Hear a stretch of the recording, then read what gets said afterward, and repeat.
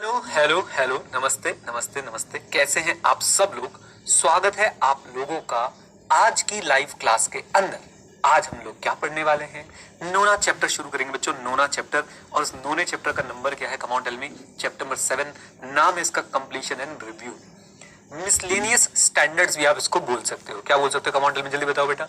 Miscellaneous standards, कि जिस standard का कोई नहीं दिखा उसे उठा के यहाँ पे डाल दिया गया। राइट, पहले मैं आपको स्टैंडर्ड्स बता देता हूं हम लोग कौन कौन से कवर करेंगे।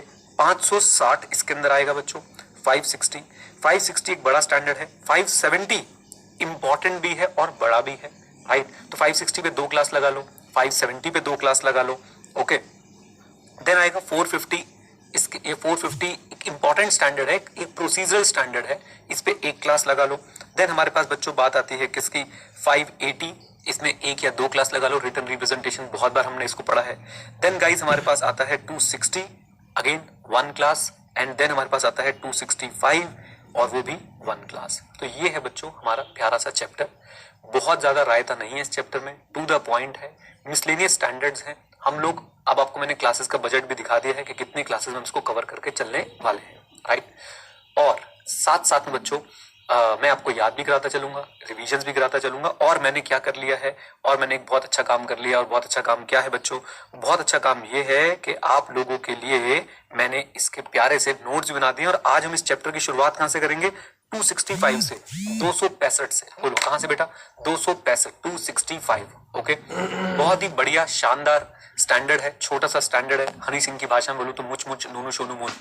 राइट, आपके चैप्टर नंबर 7 के सबसे एंड में आएगा बच्चों ये स्टैंडर्ड आपका। डन, मिल गया सबको बुक में? जल्दी बोलो। ये नोट्स, ये चार्ट्स मैंने आप लोगों के साथ शेयर कर लिए हैं। आप लोग से भी डाउनलोड कर सकते हैं, इवन प्रिंट भी निकला सकते हैं। आई एम टेकिंग केयर कि आप लोग प्रिंट जो है आसानी से निकलवा पाए। ओके, चलिए सबसे पहले ओवरव्यू ले लेते हैं। क्या क्या टॉपिक्स हमें कवर करने हैं? हमें बच्चों से मेनली ये टॉपिक कवर करने के ऑडिटर की रिस्पॉन्सिबिलिटी क्या है, किसको लेके? डेफिशिएंसी इन आईसी को लेके। फिर आइडेंटिफिकेशन को लेके क्या रिस्पॉन्सिबिलिटी रहेगी, और हमने उसे कम्युनिकेट कैसे करना है। अगर मैं आपको अपने बचपन की यादें दिलाऊं, बिल्कुल बचपन में चलते एकदम, पहला पहला प्यार है, जब आप पहली बार मुझसे मिले थे, पहली पहली बार है। राइट, तो उसमें हम लोग जो है हम बात करा करते थे किसको लेके? इंटरनल कंट्रोल को लेके। हमारे दिमाग में 2-3 बातें सेट है। इंटरनल कंट्रोल बनाना रिस्पॉन्सिबिलिटी मैनेजमेंट की। इंटरनल कंट्रोल पे ओपिनियन ऑडिटर नहीं देगा अनलेस रिक्वायर्ड बाय लॉ और रेगुलेशन। इंटरनल कंट्रोल की अंडरस्टैंडिंग ऑब्टेन करेगा और उसके बाद ये डिसाइड करेगा इसे टेस्ट करना है या नहीं करना है। अगर वो उसे टेस्ट कर लेगा तो सब्सटैंटिव रूल से थोड़े से कम कर देगा। राइट, और एक अंडरस्टैंडिंग हमारी ये थी, अगर आईसी में मुझे दिखती है कोई वीकनेस तो क्या मैं टीसीडब्ल्यूजी और मैनेजमेंट को बताऊंगा? हेलो हेलो, पहचान कौन? बोलो बेटा, बोलो हाँ के ना? यस, बताऊंगा। ये स्टैंडर्ड इसी बारे में है कि ऑडिटर डेफिशिएंसीज, कमियां कैसे कम्युनिकेट करेगा जो आईसी में दिखी है, किसको? टीसीडब्ल्यूजी और मैनेजमेंट को। Is that clear? बोलिए हाँ के ना? अच्छा, एक बच्चे ने पूछा सर ये चैप्टर है किस बारे में? नालायक, तुमने लेट ज्वाइन किया। मैंने बोला मिसलेनियस स्टैंडर्ड इसके अंदर कवर है, ऐसा इसका नाम रख दिया कंप्लीशन एंड रिव्यू। तो आप ऐसा समझ लो कि बिल्कुल जब ऑडिट का एंड हो रहा होगा तब हम इस स्टैंडर्ड के जो है कुछ एसेस देखते हैं। बट मेरे हिसाब से आप इसे मिसलेनियस स्टैंडर्ड्स मान के चले, मोर देन सफिशिएंट है। डन, बोलिए। आइए, बस बस बस बेटा आ जाओ सब बच्चे। पहले अच्छा, आज तुमने स्माइल नहीं दी ना सुबह सुबह, मुझे मेरा दिन अच्छा नहीं जा रहा। अच्छी वाली स्माइल करके दिखाओ, ये शाबाश शाबाश बेटा, हंसते रहो और तभी आगे बढ़ोगे आप लोग। चलो आ जाओ, चलते हैं और कवर करने की कोशिश करते हैं बच्चों अपना पहला टॉपिक कि ऑडिटर की क्या रिस्पॉन्सिबिलिटी है। बहुत सिंपल रिस्पॉन्सिबिलिटी है। इस एस्से में ऑडिटर की रिस्पॉन्सिबिलिटी लगाई गई है कि आप कम्युनिकेट करें टीसीडब्ल्यूजी एंड मैनेजमेंट को क्या? डेफिशिएंसीज। सॉरी, डेफिशिएंसी क्या होता है? What do you mean by this deficiency thing, sir? अभी बताएंगे बेटा। Deficiencies in IC that the auditor has identified in an audit of, हाँ जी, in an audit of what? Financial statement. तो auditor की एक ही रिस्पॉन्सिबिलिटी है, कम्युनिकेट करो बेटा। क्या कम्युनिकेट? डेफिशिएंसीज। किसमें डेफिशिएंसीज? आईसी में। और देखो बार बार आपको ना बोला जाएगा identified in an audit of financial statement. मैं पहले से आपको कॉन्टेक्स्ट बता दूं, भैया ऑडिटर इंटरनल कंट्रोल पे ओपिनियन देने नहीं आया था। ऑडिटर ने खोज नहीं करी आईसी में डेफिशिएंसीज की। मैं तो रास्ते से जा रहा था, टन टन, फाइनेंशियल स्टेटमेंट पे ओपिनियन बना रहा था, टन, रास्ते से जा रहा था, एफएस पे ओपिनियन बना रहा था, रास्ते में आईसी में डेफिशिएंसी मिली तो मैं कम्युनिकेट कर रहा हूं। मेरा काम नहीं था ये, प्लीज बच्चों समझे। मेरा काम क्या था? एसए 200 उइया कासा, whether financial statement are prepared in all mental respect as per applicable financial reporting framework. Hello, हाँ, उसके दौरान मुझे क्या मिल गई, आईसी में डेफिशिएंसी।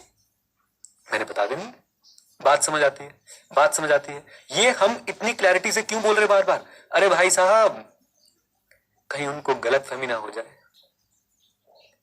लड़कों, तुम्हें कितनी बार हुई है? कहीं उनको गलत फहमी ना हो जाए कि भैया अरे रे रे ऑडिटर बाबू ने किस पे ओपिनियन दे दिया है, बताइए बताइए किस पे ओपिनियन दे दिया है, आईसी पे। Is that clear? इसलिए हम जब लिख के दे रहे होंगे ना प्रॉब्लम्स, डेफिशिएंसीज, तब भी हम ये बताएंगे भैया ये आईसी पे ओपिनियन नहीं है, ये तो मिल गई थी, तो बता दें। आ जाओ प्लीज, इधर देखो, इधर देखो बच्चों। एक शेर मेरा ना बार बार सुनाने का मन करता है लड़कों के कॉन्टेक्स्ट में, मैं बोल देता हूं नहीं तो मेरे पेट में दर्द हो जाएगा। बॉयज, गलत फहमी, हंसती थी हंसाती थी, हंसती थी हंसाती थी, याद आ रहा है लड़कों? रोती थी रुलाती थी, बाद में पता चला पागल बनाती थी।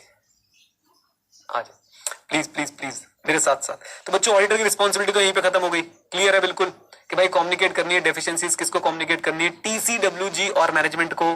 अच्छा जी, याद रखें बच्चों, बार बार ये लाइन लिख के आना, which are identified in an audit of financial statement. आ जाओ प्लीज प्लीज बच्चों प्लीज। नाउ सबसे पहली बात आपको मैं एक बात और बताऊं, जब ये स्टैंडर्ड में रिवाइज कराऊंगा ना आपको, 3 मिनट में रिवाइज हो जाएगा, 3 मिनट में। अभी समझ लो अच्छे से, डेफिशिएंसीज इन आईसी। सर ये डेफिशिएंसी होती क्या है? बहुत सिंपल सी बात है। अच्छा पहले मुझे बताओ बच्चों, पहले मुझे बताओ, आईसी सुनते हो तो क्या 5 एलिमेंट याद आ जाते हैं आपको? हाँ, 5 एलिमेंट कौन कौन से? क्राइम बेटा, क्राइम, कम ऑन।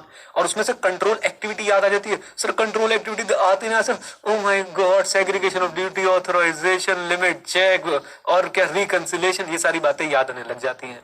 तो डेफिशिएंसी क्या होगी? एसओडी होना था, एसओडी नहीं हुआ। रिकंसिलेशन करना था, रिकंसिलेशन नहीं किया। कम ऑन, यस और नो? ऑथराइजेशन और अप्रूवल के प्रोसीजर्स नहीं है, कोई लिमिट चेक नहीं है। क्या बोलती पब्लिक? Come on. और कोई डॉक्यूमेंटेशन मेंटेन नहीं करते। याद है ना, फैक्ट्री गेट पे गुड्स आएंगे तो भाई साहब गुड्स की एंट्री होनी चाहिए, ये नहीं करते। एंट्री वेंट्री, ए आन दो गुड्स, आन दो।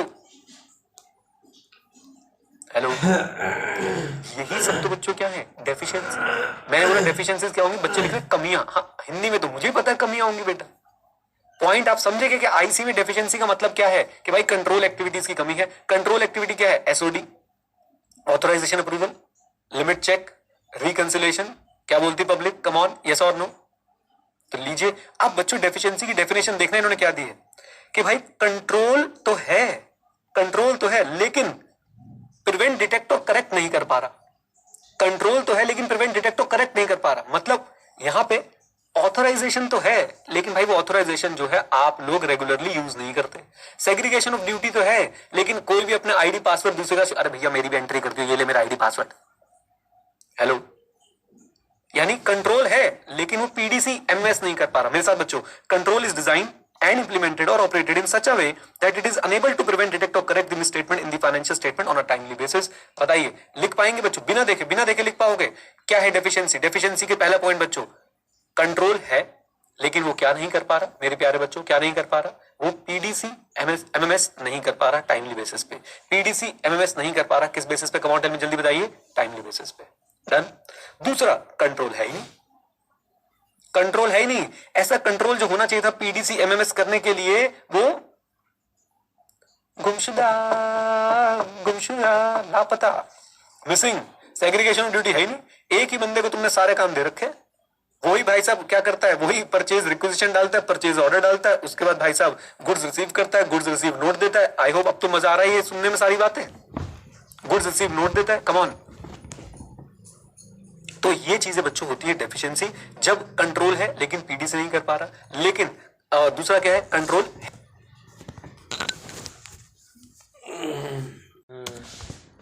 ही नहीं। आ जाओ, मैंने कुछ एग्जांपल भी लिख दिए क्योंकि तुम्हारे पेट में दर्द हो जाता है। In small business the same employee is responsible for processing payment, recording transaction, reconciling the bank. मैंने अपनी रियल लाइफ में बच्चों होते हुए देखा है। एक अकाउंटेंट को सारी रिस्पॉन्सिबिलिटी दी थी एक कंपनी ने, और भाई साहब उस अकाउंटेंट ने करोड़ों का झोल कर दिया उस कंपनी के अंदर। फेक बैंक स्टेटमेंट बनाने लग गया वो। उसने कंपनी के नाम से फेक अकाउंट खुलवा लिए थे। रुदुजा से हाय, हाँ जी, उसने फेक अकाउंट बनवा ली, कंपनी का सब कुछ उसके पास था, एमओए, एओए, स्टैम्प, टूम, सब कुछ। उसने भाई साहब जितने भी कस्टमर से चेक आते थे ना, वो अपने बैंक अकाउंट में डलवा देता था। Just think over it. Right. तो जब आप एक बंदे को दे देंगे बच्चों सुपर पावर, तो भाई साहब वो है आईसी में वीकनेस जबरदस्त। A company does not require managerial approval for expenditure above a certain threshold, ये भी गड़बड़ है। देन ये बच्चों आपके एग्जाम के लिए नहीं है ना आपकी बुक में है, ये मैं आपको सिर्फ और सिर्फ एग्जांपल्स दिखा रहा हूं प्रैक्टिकल लाइफ वाले। A company establish control but does not regularly review और मॉनिटर दिस कंट्रोल। कंट्रोल बना तो दिए, चेक नहीं करते। आ जाओ प्लीज इधर देखो जरा। A company fails to maintain detailed records of its transaction and supporting documentation। जैसा बच्चों आपको पता है परचेज में कितनी सारी डॉक्यूमेंटेशन चाहिए। पहले तो परचेज ऑर्डर का अप्रूवल चाहिए, फिर परचेज ऑर्डर चाहिए, फिर भाई साहब जब गुड्स आए सिक्योरिटी गेट पे एंट्री चाहिए, फिर उसके बाद बेटा गुड्स रिसीव नोट चाहिए, फिर उसके बाद इनवॉइस चाहिए, फिर उसके बाद इनवॉइस का अप्रूवल चाहिए, फिर इनवॉइस की पेमेंट के बाद जब आपने उसको पेमेंट कर दी उससे रसीद चाहिए।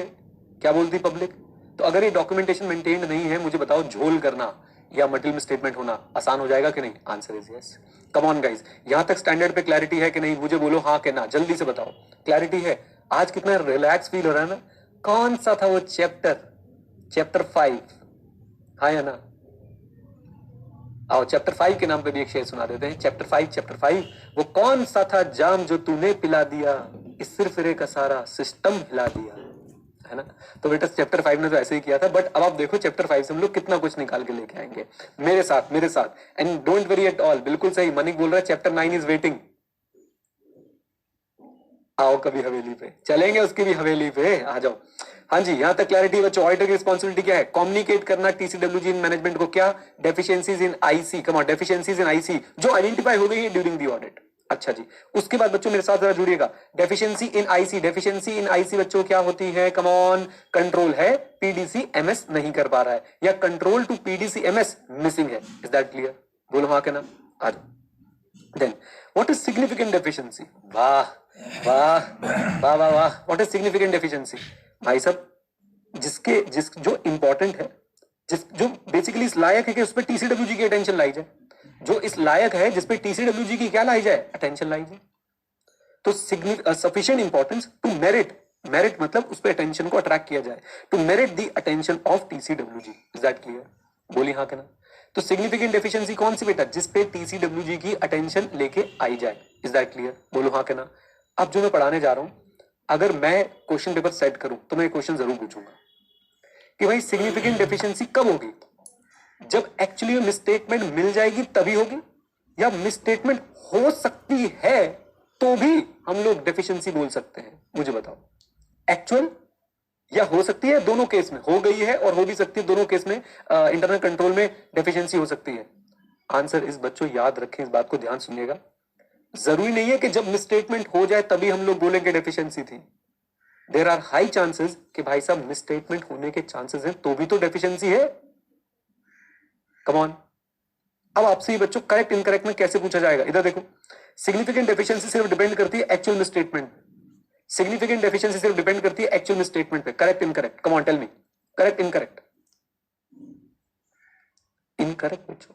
सिग्निफिकेंट डेफिशिएंसी डिपेंड करती है actual misstatement and also likelihood of occurrence of misstatement पे भी डिपेंड करती है। और बच्चों इस बात पे भी कि भाई उस मिसस्टेटमेंट का मैग्नीट्यूड, मैग्नीट्यूड मतलब इंपैक्ट, इंपैक्ट मतलब वेट, वेट उस कितनी बड़ी, कितना साइज, कितना बड़ा मिसस्टेटमेंट का होने वाला है। Effect, materiality. I hope magnitude का मतलब समझ में आया। जल्दी बोलो हाँ के ना। राइट? इधर देखिए बच्चों फिर से, सिग्निफिकेंट डेफिशिएंसी किस पे डिपेंड करती है? एक्चुअल मिसस्टेटमेंट पे and also the likelihood of occurrence of misstatement पे and potential magnitude of misstatement पे। ये लाइन बच्चों मुझे बहुत इंपॉर्टेंट लग रही है, बहुत इंपॉर्टेंट। राइट? इधर देखो, सृष्टि ने अच्छा एग्जांपल दिया बहुत, मैं इसको और मॉडिफाई करके बताता हूं। देखो, 1000 अकाउंट खुले एक पैन कार्ड के बेसिस पे पेटीएम में। राइट? पहली बात मैं कहता हूं कि नहीं खुले होते, नहीं खुले हैं 1000 अकाउंट, लेकिन अगर ऐसी कोई प्रॉब्लम थी, ऐसी कोई डेफिशिएंसी जिससे एक ही पैन पे मल्टीपल अकाउंट्स खुल सकते हैं, लाइक्लीहुड ऑफ अकरेंस, तो भी बेटा क्या डेफिशिएंसी है? सिस्टम ऐसा होना चाहिए कि भाई साहब एक पैन कार्ड पे, एक पैन कार्ड पे एक ही अकाउंट ओपन हो। कम ऑन, यस और नो? अगर एक पैन कार्ड पे मल्टीपल अकाउंट्स ओपन हो सकते हैं, मैं बोल रहा हूं नहीं हुए हैं लेकिन हो सकते हैं, क्या ये भी डेफिशिएंसी है? कम ऑन, यस और नो? बोलिए। Answer is yes. तो एक पैन कार्ड पे 1000 अकाउंट ओपन हुए, दिस इज एक्चुअल मिसस्टेटमेंट, पक्का डेफिशिएंसी है। एक पैन कार्ड पे 1000 अकाउंट ओपन हो सकते हैं, माइट भी नहीं हुए हो लेकिन हो सकते हैं, this is also a deficiency. And बच्चों मेरी बात को सुनिए, इसका मैग्नीट्यूड, इसका पोटेंशियल मैग्नीट्यूड कैसा होने वाला है, बड़ा जबरदस्त भाई साहब। सीधा सीधा मनी लॉन्ड्रिंग की बात चल रही है, black to white, white to black की बात चल रही है। कम ऑन, यस और नो, बोल दो हाँ के ना। तो इसलिए ये एक क्या बन जाती है, सिग्निफिकेंट डेफिशिएंसी। ओके, बात समझ आती है। व्हाट इज सिग्निफिकेंट डेफिशिएंसी, जिस पे टीसीडब्ल्यूजी की अटेंशन लाना जरूरी है। सिग्निफिकेंट डेफिशिएंसी किस किस वजह से हो सकती है, number 1 actual misstatement and potential of occurrence of misstatement and the magnitude of misstatement. Done. बोलो हाँ कहना।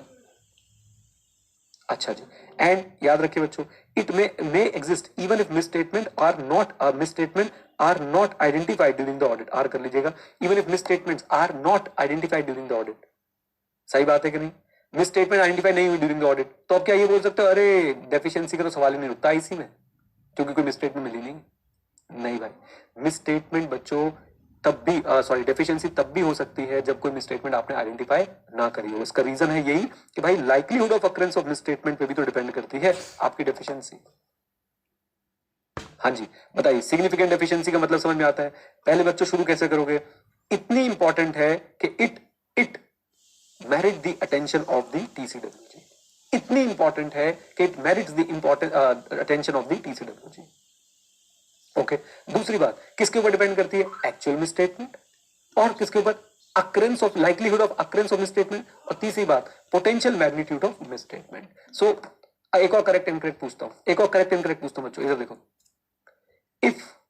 if no misstatements are found in financial statements, then it is an assurance that there are no deficiencies in internal control। Very good, very good, बहुत बढ़िया, सबका answer सही आया है। चलिए जी, तो सिग्निफिकेंट डेफिशिएंसी क्लियर होती है अपने को। आ जाओ, अब बच्चों ऐसे खत्म होने वाला है। ये बच्चों आईसीए करता है हमारे साथ थोड़े से गलत, बट कोई बात नहीं, सह लेंगे बच्चों। आपसे डायरेक्ट क्वेश्चन बनेगा, डायरेक्ट क्वेश्चन, जहां बच्चों आपको ऐसे पॉइंट्स दिखने शुरू हो जाए, समझ जाओ भाई 4 नंबर, समझ जाओ 4 नंबर। क्या क्वेश्चन बनेगा, example of matters that auditor may consider in determining whether deficiency or combination of deficiency constitute significant deficiency. यानी ऐसी कौन सी चीजें जो आपको दिखेंगी तो आप लोगों को लगेगा कि भैया सिग्निफिकेंट डेफिशिएंसी है, राइट। कौन से मैटर्स हैं, एग्जांपल दिए जा रहे हैं आपको मैटर्स जो ऑडिटर कंसीडर करेगा इन डिटरमाइनिंग कि एक डेफिशिएंसी सिग्निफिकेंट डेफिशिएंसी है या नहीं है। थोड़ी सी ओवरलैपिंग लगेगी 2-3 जगहों पे, but don't worry at all, कर लेंगे हम लोग। इधर देखिए, मटेरियल मिसस्टेटमेंट लाइक्लीहुड, अगर ऐसा आपका आईसी के अंदर प्रॉब्लम है जिससे ऑडिटर को लग रहा है भैया इससे तो मटेरियल मिसस्टेटमेंट हो सकती है। एग्जांपल देता हूं, फिर से अपने वही पुराने वाले एग्जांपल्स पे चलते हैं। ऐसी डेफिशिएंसी है जिससे डायरेक्ट इंपैक्ट आ रहा है कि आपके इनवॉइसेस 2-2-3-3, एक ही इनवॉइस 2-2-3-3 बार रिकॉर्ड हो जाता है सेल वाला। बताओ क्या बच्चों इससे मटेरियल मिसस्टेटमेंट की तरफ जा रहे हैं हम लोग? Come on everyone tell me, answer is yes, बिल्कुल जा रहे हैं भाई। हमारा रेवेन्यू ओवरस्टेट हो जाएगा, फिक्टिशियस सेल्स बुक्स हो जाएंगी, बोलो हाँ के ना। आ जाओ, तो याद रखें, assess if deficiencies could lead to future material misstatement, if yes significant deficiency हो सकती है। हमेशा ऑडिटर क्या देखेगा, यार ये चेक करो कि इस डेफिशिएंसी की वजह से, इस डेफिशिएंसी की वजह से क्या मटेरियल मिसस्टेटमेंट हो सकती है, हाँ तो बेटा ये क्या है, कम ऑन टेल मी, जल्दी बताइए, सिग्निफिकेंट डेफिशिएंसी। दूसरा, लॉस और फ्रॉड ससेप्टेबिलिटी, इधर देखो, सेग्रीगेशन ऑफ ड्यूटी नहीं है, सेग्रीगेशन ऑफ ड्यूटी नहीं है। मैंने आपको एक अकाउंटेंट का एग्जांपल दिया, अब वो क्या कर सकता है, फ्रॉड कर सकता है क्या, कम ऑन बोलो हाँ के ना। तो अगर आपको फ्रॉड का शक हो रहा है then that deficiency is a significant deficiency। Okay, material misstatement, sir इन दोनों में फर्क क्या है? बेटा मिसस्टेटमेंट जब मैं वर्ड यूज करता हूं तो it can be because of fraud and error, और जब मैं फ्रॉड वर्ड यूज करता हूं तो यहां यानी वहां पे इंटेंशन खराब है। इज दैट क्लियर, बोलो हाँ कहना। आ जाइए, याद साथ साथ कर लेंगे तो चिंता मत करो। आ जाओ बेटा, कौन सी डेफिशिएंसी सिग्निफिकेंट डेफिशिएंसी होगी, कौन से मैटर कंसीडर करोगे? नंबर 1, मटेरियल मिसस्टेटमेंट होने के चांसेस अगर हैं तो सिग्निफिकेंट डेफिशिएंसी है। नंबर 2, लॉस और फ्रॉड का शक हो रहा है तो सिग्निफिकेंट डेफिशिएंसी है। Number 3, complexity in estimate, consider challenges in estimating values like fair value due to what, deficiency. इधर देखो बच्चों, इधर देखो, आपको ऑर्गेनाइजेशन ने जो प्रोविजंस बनाए हैं, जो एस्टिमेट्स बनाए हैं, यानी जो एक्चुअल फिगर्स नहीं है, वो कैलकुलेट करने में बड़ी दिक्कत आ रही है, उसके रीजंस जानने में बड़ी दिक्कत आ रही है, उसका बेस जानने में बड़ी दिक्कत आ रही है। इसका मतलब भाई इन्होंने कहीं ना कहीं कुछ ना कुछ गड़बड़ करी हुई है, तो सिग्निफिकेंट डेफिशिएंसी वहां पर भी हमें दिख रही है। Next point, exposure of financial statement amount, जितने बड़े अमाउंट की मिसस्टेटमेंट होने के चांस होंगे, मैं फिर बोल रहा हूं ओवरलैपिंग लगेगी, जितने बड़े अमाउंट के मिसस्टेटमेंट होने के चांस होंगे, डेफिशिएंसी की सिग्निफिकेंस भी उतनी ज्यादा होगी। फिर से वो सेल्स वाला एग्जांपल, अगर एक ही इनवॉइस 4-4 बार रिकॉर्ड हो रहा है तो बेटा याद रखें कि वहां पे क्या होगा। कम ऑन टेल मी, बताओ डेफिशिएंसी सिग्निफिकेंट होगी कि नहीं होगी? आंसर इज यस, क्योंकि सिग्निफिकेंट अमाउंट इन्वॉल्व है। तो पैसे की बात रख सकते हैं यहाँ पे, सिंपल सी बात है, अमाउंट की बात चल रही है। Analyse the impact of deficiency on financial statement amount. अगर अमाउंट बड़ा इन्वॉल्व है तो डेफिशिएंसी भी कैसे होने वाली है? कम ऑन टेल मी, जल्दी बताओ, सिग्निफिकेंट होने वाली है। अच्छा जी, देन फिर से बोल रहा हूं बच्चों, आपको ओवरलैपिंग लगेगी बट कोई बात नहीं, आईसीएनए में बोला याद करके आओ, हम याद करके जाएंगे। सबसे पहली बात करते हैं मेरे साथ साथ मटेरियल मिसस्टेटमेंट लाइक्लीहुड। अगर एक डेफिशिएंसी की वजह से मटेरियल मिसस्टेटमेंट होने के चांस हैं तो वो डेफिशिएंसी क्या बन जाएगी? Significant deficiency. अगर एक डेफिशिएंसी की वजह से फ्रॉड होने के चांस हैं, वो डेफिशिएंसी क्या बन जाएगी? Significant deficiency. एक डेफिशिएंसी ऐसी है जिससे बच्चों आपको प्रोविजंस जो है आपके गलत बनते हैं, एस्टिमेट्स जो है गलत बन सकते हैं, तो वो डेफिशिएंसी भी कैसी बन जाएगी? Significant deficiency. एक डेफिशिएंसी ऐसी है जिससे आपके फाइनेंशियल स्टेटमेंट में बहुत बड़े अमाउंट पे इंपैक्ट आ सकता है, जैसे सेल पे, परचेज पे, तो वो डेफिशिएंसी भी कैसी रहेगी? कम ऑन टेल मी, जल्दी बताइए, सिग्निफिकेंट डेफिशिएंसी। क्या चार बातें समझ में आती है? बोलिए हाँ के ना। अच्छा जी, देन वॉल्यूम ऑफ एक्टिविटी। फिर से आपको लगेगा सर ये तो सेम ही बात है, यस बेटा, वो डेफिशिएंसी कौन से इंटरनल कंट्रोल में है जो रोज रोज चलता है, जो अब जैसे परचेज का आईसी, परचेज का और सेल का आईसी, मुझे बताओ बेटा, डेली बेसिस पे ऑपरेट करता होगा या साल में एक आधी बार? डेली बेसिस पे। वॉल्यूम ऑफ एक्टिविटी कैसी है उसकी? वॉल्यूम ऑफ एक्टिविटी कैसी है? Come on tell me. Huge. अपने बारे में मत सोचो, बैंक के बारे में सोचो। बैंक भाई दिन में कितनी ट्रांजैक्शंस करता होगा? पैसे का डिपॉजिट कराना, किसी को पैसे देना, किसी के पैसे अकाउंट खोलना, बोलो हाँ के ना। मैंने शायद पहले ही बताया था, आपको मैं दो चीजें बताऊंगा, उससे आप स्केल ऑफ बैंकिंग पता लगाओ। एसबीआई में 50 करोड़ से ज्यादा अकाउंट है, यूएस की पॉपुलेशन इससे कम है, राइट। एचडीएफसी ने एक साल में 1400 ब्रांचेस खोली है। Voluminous transaction, yes Abhirudra, getting a point, come on, बोल दो। तो यहां पे बच्चों आप देखो, जो आईसी वॉल्यूम ऑफ एक्टिविटी जिसमें जहां पे बहुत ज्यादा हाई है, वहां पे बच्चों वो आईसी की डेफिशिएंसी क्या हो सकती है? सिग्निफिकेंट डेफिशिएंसी हो सकती है। कम ऑन, बोल दो हाँ के ना। अच्छा सर, मैं तो ओवरलैपिंग लग रही है सर, सब कुछ सेम से लग रहा है। मैंने तो पहले ही बोला था भाई लगेगा। पॉइंट सिंपल सा इतना है कि भाई कोई भी डेफिशिएंसी सिग्निफिकेंट डेफिशिएंसी कब होगी? मेरे साथ, कोई भी डेफिशिएंसी सिग्निफिकेंट डेफिशिएंसी कब होगी? जब भाई ज्यादा बड़ा अमाउंट इन्वॉल्व होगा, ज्यादा ट्रांजेक्शन इन्वॉल्व होगा। मोटी मोटी बात तो इतनी है। आओ उसको बड़ा चढ़ा के कैसे लिखना है? फिर से, जो डेफिशिएंसी से मटेरियल मिसस्टेटमेंट हो जाए, जो डेफिशिएंसी से फ्रॉड होने के चांसेस हो जाए, जिस डेफिशिएंसी से एस्टिमेट्स कैलकुलेशन में प्रॉब्लम हो, जिस डेफिशिएंसी से बड़े अमाउंट पे इंपैक्ट आए, और जिस डेफिशिएंसी से ह्यूज वॉल्यूम ऑफ ट्रांजैक्शन पे इंपैक्ट आए। Is that clear? ये 5 तो याद हो सकते हैं, बोल दो हाँ के ना। आ जाओ, इस पॉइंट को 2 मिनट के लिए स्किप करते हैं, आगे आते हैं। Cause and frequency of exception, investigate the reason and occurrence of rate of exception due to deficiency. ये रेट ऑफ एक्सेप्शन क्या है? इधर देखो, कितनी बार आईसी ने काम नहीं किया, कितनी बार आईसी ने काम नहीं किया? सर एक हमारा ऑथराइजेशन का आईसी था कि जब भी 10 लाख से ऊपर का खर्चा होगा तो सीनियर मैनेजर का अप्रूवल होगा। पूरे साल में सिर्फ एक ही बार ऐसा हुआ है जब सीनियर मैनेजर का अप्रूवल नहीं था, क्योंकि सीनियर मैनेजर की जो है फैमिली में किसी की तबीयत खराब हो गई थी, वो भाई साहब आउट ऑफ टाउन या आउट ऑफ कंट्री था। केस 1। केस 2, भाई साहब सीनियर मैनेजर को पता ही नहीं हो क्या रहा है, सारे के सारे, ध्यान से देखना बच्चों आपको मजा आएगा, सारे के सारे बिल्स भाई साहब विदाउट सीनियर मैनेजर के अप्रूवल के पे हो गए 10 लाख से ऊपर के। केस 3, कर रहा है कोई बंदा बैठ के, आप देखो तीनों केस में क्या चल रहा है, अलग अलग तरीके की बच्चों दिक्कत है। नंबर 1 भाई एक्सेप्शनल केस था, एक्सेप्शनल केस था, कम ऑन यस और हम शायद उसे सिग्निफिकेंट डेफिशिएंसी ना माने, राइट। बस हम ये करेंगे कि भाई सीनियर मैनेजर से एक बार हम लेटर ले लेंगे, भैया आपसे एक बार साइन रह गए थे, अब आप उसको पोस्ट डेट जाके, प्री डेट जाके क्या कर दीजिए, अप्रूवल दे दीजिए। कम ऑन ऐसा और नो, पोस्ट डेट जाके अप्रूवल दे दीजिए, ऐसे बोलेंगे ना, पोस्ट डेट, पोस्ट, हाँ मतलब पोस्ट एक्टिविटी आप उसको अप्रूवल दे दीजिए। अब इधर देखो, दूसरी बात देखो बच्चों, दूसरे केस में सीनियर मैनेजर को कुछ पता ही नहीं है, ये फिर भी सिग्निफिकेंट डेफिशिएंसी बन सकती है कि भाई कभी अप्रूवल लेते नहीं। और तीसरा केस तो फ्रॉड पे जा रहा है, वो तो सिग्निफिकेंट डेफिशिएंसी है। क्या बोलती पब्लिक? तीसरा केस तो सीधा सीधा फ्रॉड पे जा रहा है भाई, और फ्रॉड वाला हमने पहले कवर कर लिया। कम ऑन, आ जाओ, ये बात समझ आए बच्चों, cause and frequency of exception, किस वजह से वो एक्सेप्शन हुई और उसकी फ्रीक्वेंसी क्या है।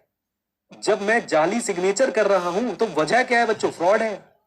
हेलो, आ जाओ। So investigate the reasons and the occurrence rate of exception due to deficiency. क्या बात समझ आती है आप लोगों को? कम ऑन टेल मी, जल्दी बोलिए। एंड देन लास्ट पॉइंट हमारे पास क्या है? Deficiency interaction. Examine how deficiencies interact with और कंपाउंड अदर कंट्रोल वीकनेस। मतलब कहीं ऐसा तो नहीं भाई साहब परचेज में भी दिक्कत है, अब परचेज में दिक्कत होने की वजह से आपके क्रेडिटर्स के अमाउंट में भी दिक्कत है। कम ऑन, यस और नो? क्रेडिटर्स में दिक्कत होने की वजह से आपके भाई साहब जो पेमेंट्स जा रही हैं वो भी फ्रॉड हो रहे हैं। अब आप ये देखो, इस तरह की डेफिशिएंसी जो एक साथ बहुत सारी चीजों पे इंपैक्ट डाल रही है, आपकी परचेज पे इंपैक्ट डाल रही है, आपके क्रेडिटर्स पे इंपैक्ट डाल रही है, आपके क्लोजिंग स्टॉक की वैल्यू पे भी इंपैक्ट डाल रही है। बोलो हाँ के ना, बोलो हाँ के ना। अगर बच्चों मल्टीपल चीजों पे इंपैक्ट डाल रही है एक डेफिशिएंसी, या वो मल्टीपल डेफिशिएंसीज बनती जा रही हैं, तो मुझे बताओ डेफिशिएंसी कैसी होगी? कम ऑन टेल मी, जल्दी बोलिए। सिग्निफिकेंट डेफिशिएंसी होगी। समझने वाली बात है बच्चों, सिंपल सिंपल सी। आप लोगों को मैं एग्जांपल इसलिए दे रहा हूं आपके माइंड में बैठ जाए। रटने वाली चीज यहीं से शुरू हो जाती है। हम लोग यहाँ पे ये 7 पॉइंट अपने रट के खत्म कर देंगे, that's it, right. Importance to financial reporting, to be very honest, मैं आपको पहले ही करा चुका हूं, ये सारे रिपीट एग्जांपल्स हैं, उनको भी पढ़ लेंगे। लेकिन अभी के लिए जरा मुझे ये बात बाकी याद करके दिखाओ। नंबर 1, ऐसी डेफिशिएंसी जिसकी वजह से मल्टीपल स्टेटमेंट होती हो, ऐसी डेफिशिएंसी जिसकी वजह से फ्रॉड होता हो, ऐसी डेफिशिएंसी जिसकी वजह से एस्टिमेट्स की कैलकुलेशन में प्रॉब्लम आती हो, अमाउंट बड़े अमाउंट, ऐसी डेफिशिएंसी जिसकी वजह से बड़े अमाउंट पे इंपैक्ट आता हो, ऐसी डेफिशिएंसी जिसकी वॉल्यूम, जिसकी फ्रीक्वेंसी बहुत ज्यादा हो, यानी कि वो बहुत बड़ी वॉल्यूम पे क्या डालती है? इंपैक्ट डालती है। फिर हम लोग क्या देखते हैं? Cause and frequency. And finally जो बहुत सारी और डेफिशिएंसी से क्या करती हो? इंटरैक्ट करती हो। मैं इसको ऐसे बोल सकता हूं, मल्टीपल असर्शंस पे इंपैक्ट डालती हो, मल्टीपल अकाउंट्स पे इंपैक्ट डालती हो। जैसे कि मैंने आपको दिखाया बच्चों, परचेज, क्रेडिटर्स, स्टॉक, तीनों में भाई साहब गड़बड़ आ सकती है अगर आपकी परचेज पे ढंग की इंटरनल कंट्रोल नहीं लगे हुए हैं, यानी वहां पे अगर आपके आईसी में डेफिशिएंसी है। Is that clear? बोलिए हाँ के ना। कम ऑन, आ जाओ। 5 मिनट देता हूं, सबको रीड करो, जल्दी से रीड करो बच्चों, एक बार जल्दी से रीड करो और उसके बाद फिर शुरू करते हैं आगे की कहानी को। जल्दी से रीड कर लो बच्चों, फास्ट फास्ट। नोट्स आपके पास हैं, प्लीज रीड कर लो। ऑन कर दूं? हाँ जी, डन, पक्का। लीजिए देखो, है क्या बच्चों, आपसे क्वेश्चन क्या पूछेंगे? वो मैटर्स बताओ जो ऑडिटर को कंसिडर करने चाहिए, वो मैटर्स बताओ जो ऑडिटर को कंसिडर करने चाहिए ये डिटरमाइन करने के लिए कि एक डेफिशिएंसी सिग्निफिकेंट डेफिशिएंसी है या नहीं। आप बोलोगे ठीक है सर, बता देते हैं। बस राधा, बस बेटा जाग जाओ। हाँ जी, तो सबसे पहले अगर एक मैटर क्या करता है? Material misstatement. मेरे साथ साथ, एक मैटर की वजह से क्या हो सकती है? Material misstatement. एक डेफिशिएंसी की वजह से आई शुड से क्या हो सकती है? Material misstatement, significant deficiency. Fraud, significant deficiency. उसके बाद एस्टिमेट, सिग्निफिकेंट डेफिशिएंसी। अमाउंट्स बहुत सारे इन्वॉल्व हो जाते हैं, सिग्निफिकेंट डेफिशिएंसी। वॉल्यूम बहुत बड़ी इन्वॉल्व हो जाती है, सिग्निफिकेंट डेफिशिएंसी। आई होप यहां तक तो याद ही है, बोल दो। फिर हमने क्या देखा बच्चों? फिर हमने बात करी कॉज की और फ्रीक्वेंसी की, कि भाई रीजन बताओ और नंबर ऑफ टाइम्स बताओ डेफिशिएंसी कितनी रही है। एंड फाइनली हमने देखा है डेफिशिएंसीज आपस में इंटरेक्ट कैसे करती हैं। सर एक रह गया, हाँ बेटा उसका कुछ काम नहीं है, इंपॉर्टेंस फॉर फाइनेंशियल रिपोर्टिंग। अगर एक आईसी ऐसा है जिसका डायरेक्ट इंपैक्ट आपके फाइनेंशियल रिपोर्टिंग के फिगर्स पे आता है, जैसे कि control over adjustment journal entries, last में जर्नल एंट्रीज कर रहे हो आप लोग बैठ के, राइट, एडजस्टमेंट जर्नल एंट्रीज बना रहे हो, नॉन कैश जो आपके आइटम्स होते हैं उनके लिए जर्नल एंट्रीज पास कर रहे हो। अगर उसके ऊपर कंट्रोल नहीं है कि कोई भी ऐरा गहरा नत्थु खैरा आके वो एंट्रीज पास कर सकता है, तो बताओ बेटा वो डेफिशिएंसी कैसी है? Significant deficiency. Why? Because it is important for financial reporting. Is that clear? Come on, because it is important for financial reporting. बस इतना सा याद रख सकते हैं। आइए एक बार सारी बच्चों दोबारा देखो, मैं इतनी मेहनत क्यों कर रहा हूं, ये नया टॉपिक ऐड हुआ है न्यू कोर्स में, ये पहले नहीं था। और बच्चों जहां आपको लिस्ट दिख जाए ना, मैं बता रहा हूं आईसीए, देखो ये कौन कौन मानता है कि हर कोई इस दुनिया में आलसी है? हर कोई इस दुनिया में आलसी है भाई, मैं तो ये फर्मली बिलीव करता हूं। बस आलस की ना डिग्री मैटर करती है, और क्वेश्चन बनाने वाला व्यक्ति सबसे ज्यादा आलसी होता है, ये मैं बता रहा हूं आपको। मैं आपके ऊपर इस बात को डाल के देखता हूं। सुनो, आपने क्वेश्चंस बनाने एग्जाम के लिए, आपको मिले बच्चों 24 घंटे, 23 घंटे 50 मिनट आप क्या करोगे? कुछ नहीं करोगे, क्योंकि जिंदगी में और बहुत सारे काम है। फिर बचेंगे तुम्हारे पास कितने मिनट? Come on, 10 minute. अब उस 10 मिनट में क्या करोगे? आप पढ़ोगे, अच्छा दिस इज वेरी गुड, जहां पॉइंट्स दिखेंगे उसके ऊपर की हेडिंग उठाओगे, बन गया क्वेश्चन।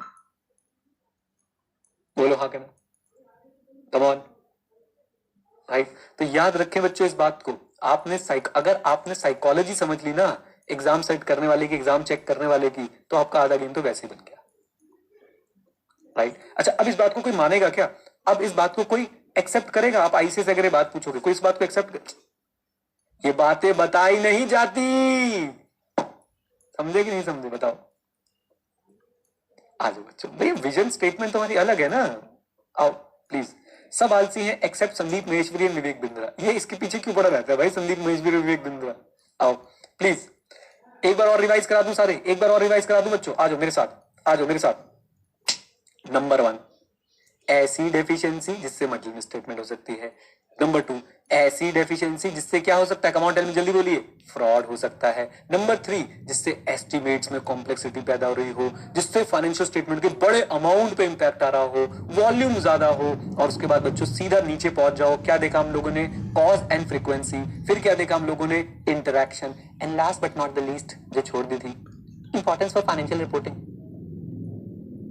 Done done. शुभ भाई, ये बुक छुपा छुपा के क्या कर रहे हो तुम? पढ़ लो, क्लियर है? जल्दी बोलो। सर हम लोग हेडिंग लिखें या हम लोग एक एक लाइन में एक्सप्लेन करके आए? हेडिंग मैंने बनाई है तुम्हें याद कराने के लिए। तुम तो ऐसे लिख के आओगे जैसे तुम आईसीआई का स्टडी मैट घोट के आए हो। आ जाइए, चलिए आगे चलते। बिल्कुल भव्य, ये बातें बताई नहीं जाती। अब सुनो जी, सुनो ध्यान से सुनो। हम बड़े खुश हो रहे थे, हमने पढ़ ली मैटर्स जैसे मैटर्स दिखेंगे हम मैटर्स में बोल देंगे सिग्निफिकेंट डेफिशिएंसी हो सकती है। आईसीए ने बोला इंडिकेटर्स बताओ, indicators that there is significant deficiency in internal control. हम बोले ठीक है साहब, अब इंडिकेटर बता देते हैं। और इंडिकेटर क्या होगा बच्चों? सिंपल सी बात है, ये सारे ना आपके कंट्रोल एलिमेंट है, इंटरनल कंट्रोल के एलिमेंट्स। मैं आपको पहला पॉइंट छुड़वा के पढ़ाना शुरू करता हूं। इधर देखो, रिस्क असेसमेंट, ये दोनों तो बिल्कुल ही सेम है, बिल्कुल सेम।